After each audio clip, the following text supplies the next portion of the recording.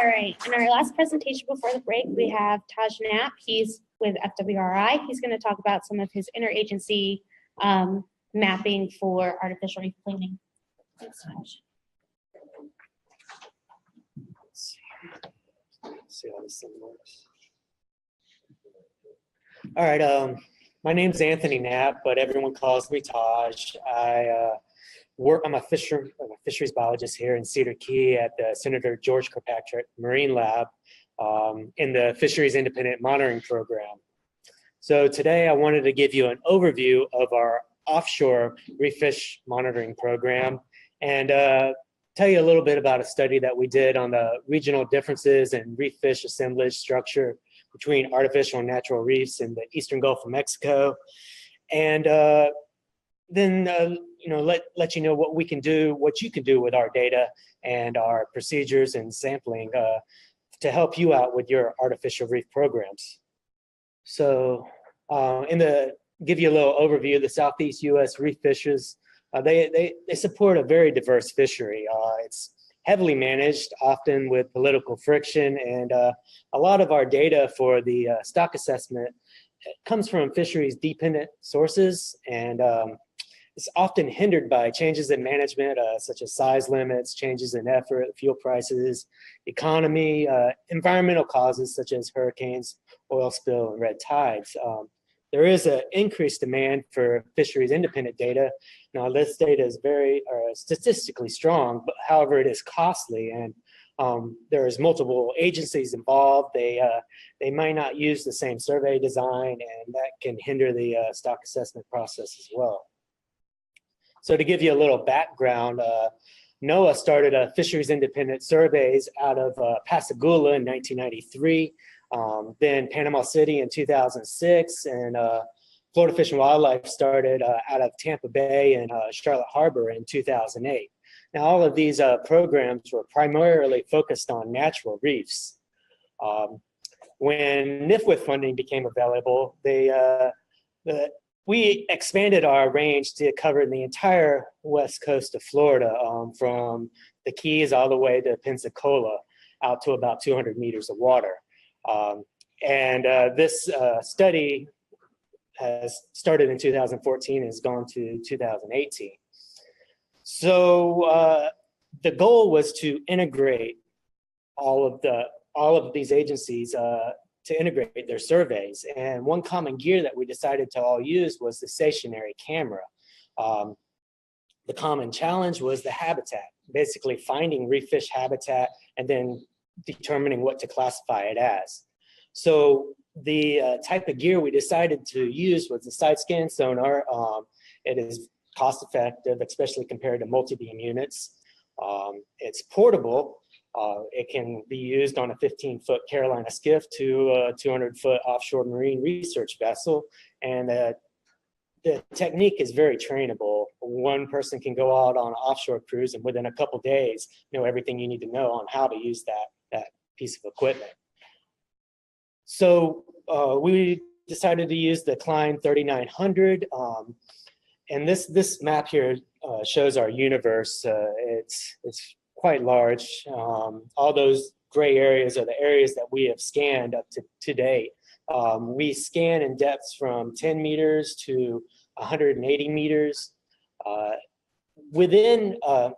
So our universe, we have sites, point data basically of where known locations, and I put known in quotation, where natural habitat is and artificial habitat.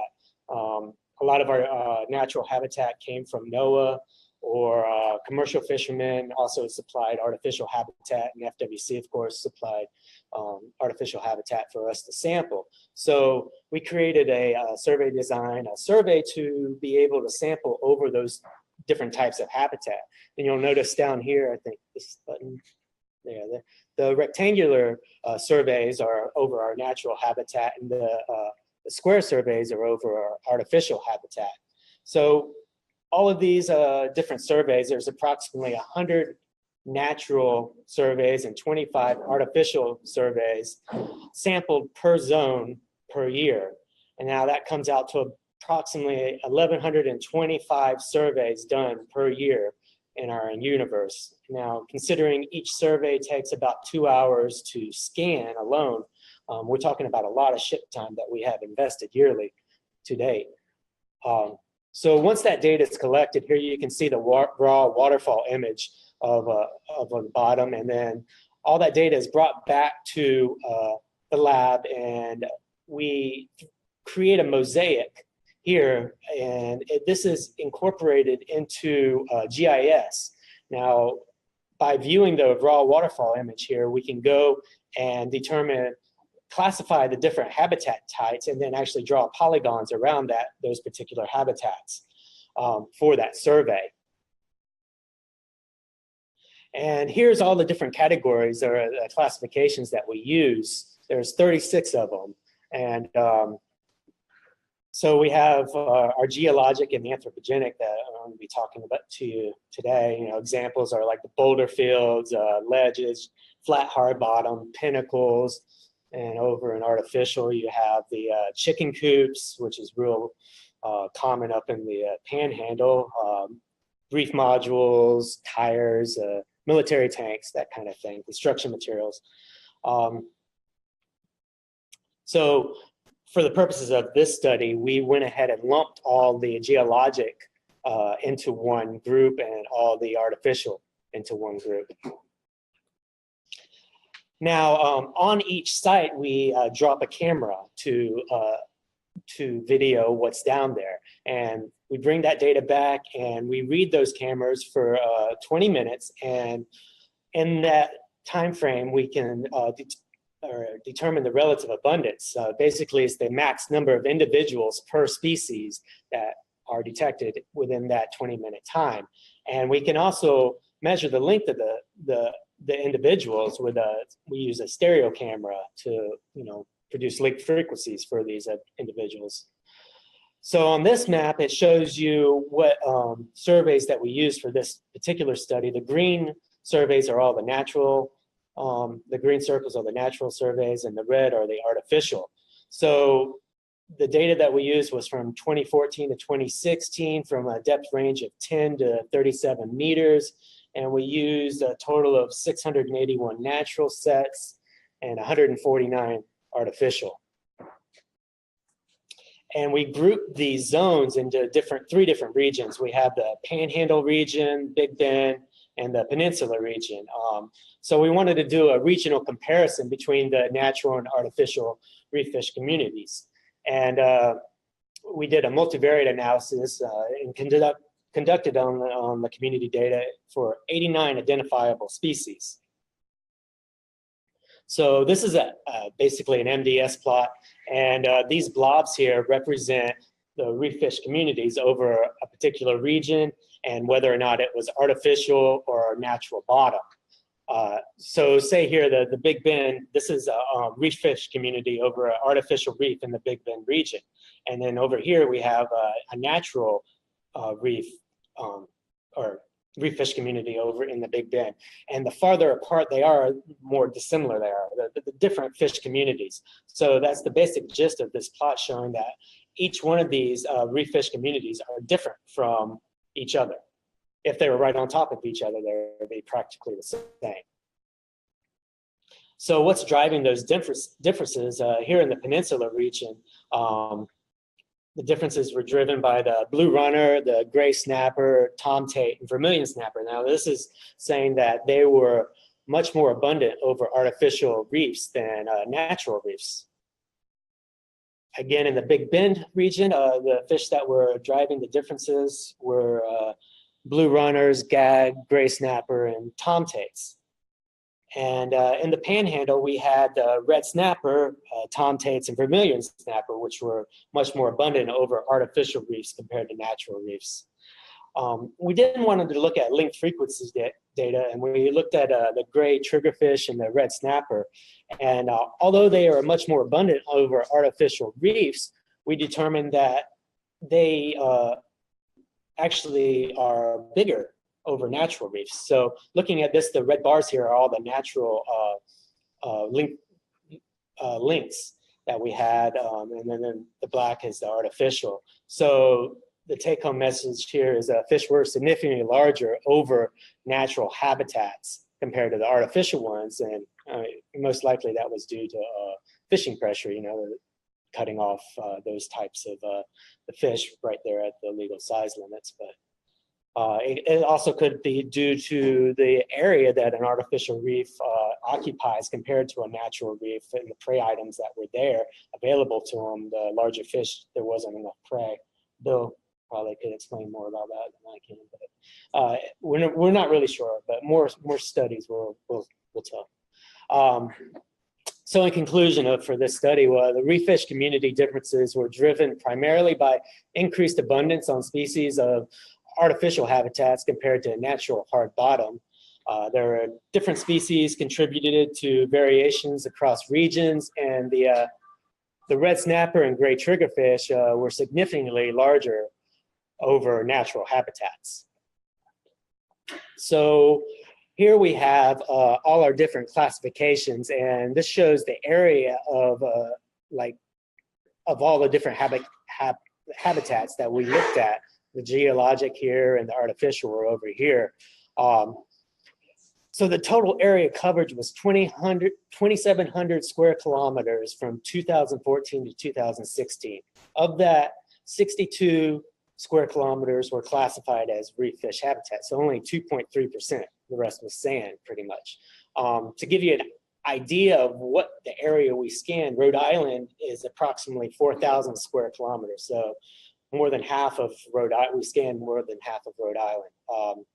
But as you can see here, the height, the area, there is so much more natural bottom out there than there is artificial. Now, sampling units, there is a lot more units out there, individual artificial reefs, but they just cover such a small area compared to the natural habitat that's available.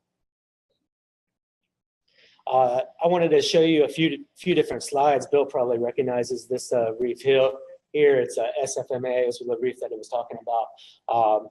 And so this is in Taylor County, and they're in approximately 33 feet of water. We just scanned this recently. And you can see here all the different natural habitat that is surrounding. This is all pretty much flat, hard bottom surrounding the reef modules here. Here's actually this is in Levy County, and this is the Swanee Regional Reef that we scanned in 33 feet of water. This is a Cedar Key reef site, construction materials in about 40 feet of water, and here's a picture of the camera that we actually sampled this site with. This is actually Dixie County, sorry, a White City Bridge. Construction materials in 50 feet. Again, we sampled that one here in the camera shot. Hernando County, you probably recognize that one, Benthic Reef in 36 feet of water. Pasco County, we hear some tanks and construction material in 33 feet of water. And so what this all means for you is I hope to be able to help you out. Here's a story with Hernando County. They came to us and they wanted us to scan their reef. And so we went ahead and scanned it, and then we actually sampled it. And the data that we collected is currently being incorporated into a stock assessment process. So the opportunity exists for us to leverage funds for cooperative projects. We can go out and pre-scan the area to determine where exactly should you place these reefs at. You want to be over sand, particularly, and we can post-scan to determine did the reefs go in the right place? Are they looking all right? And then we can sample them to determine how the reefs are doing, what type of fish communities are on those reefs. And I think that would be a mutual benefit to address the county-specific objectives and to help inform management to be able to help with the stock assessment process as well. So if you are interested in some cooperative project, feel free to contact our group to discuss further. I'm sure we could help each other out. So that's all I had. there any questions? Yeah. Pete.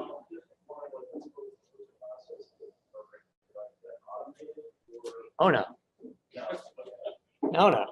But they're not difficult, especially for the Klein 3900. I've done hundreds and hundreds of them. And it takes me, at first, it takes you quite a few hours to get through it. But after doing so many of them, I can do it in 20, 30 minutes to get through a survey.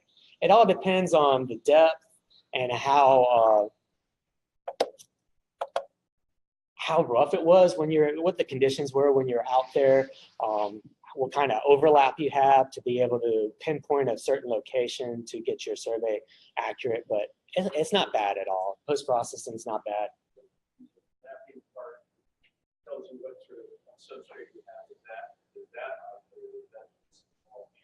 That's all hand drawn, yes. Yeah, but again, depending on how much habitat is there, it can take you 5 minutes. If it's all sand, you just read it real quick. It's all sand, we don't draw anything.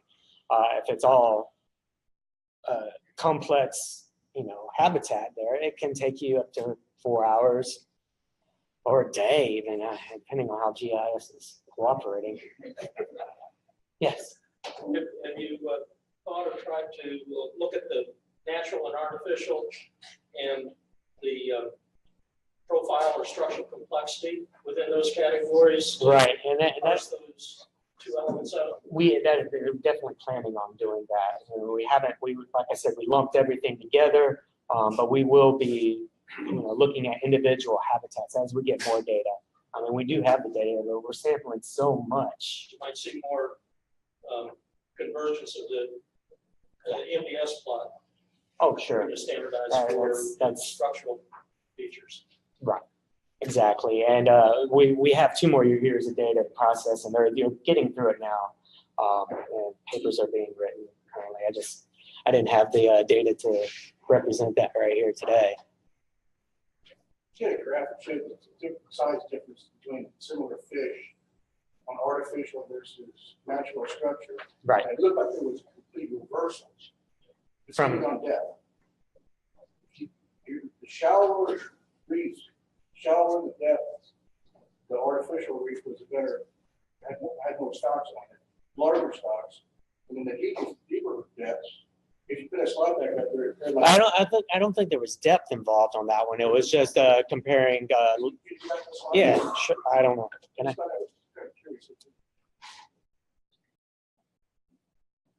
Take over. So this is the slide you're talking about. Yeah, we just have frequency here and then the fork length. Oh, no. That's size there. That's total length or fork length. I'm sorry. Yeah, that's the size of the fish there. My other question was, here's like you did most of your study during like horrendous red tide. Oh, what effects did that have? You feel like that had on your study itself? Well, yes, we did, and yeah, that's something that we're going to have to tease out and see. I mean, of course, our project's ongoing through this year, so. Well, we are definitely planning on. Sure, we're definitely planning on continuing this program. Some changes are going to be made. We probably will downsize our program a little bit. Funding's still contingent. So 2019 will be interesting to see what our program looks like, but we are working with NOAA to even standardize even more with our program. So we're definitely going to be moving forward, but it's up in the air exactly how it's going to work out. Key. Oh, who's gonna softball it? So before we do our quick break, I just wanted to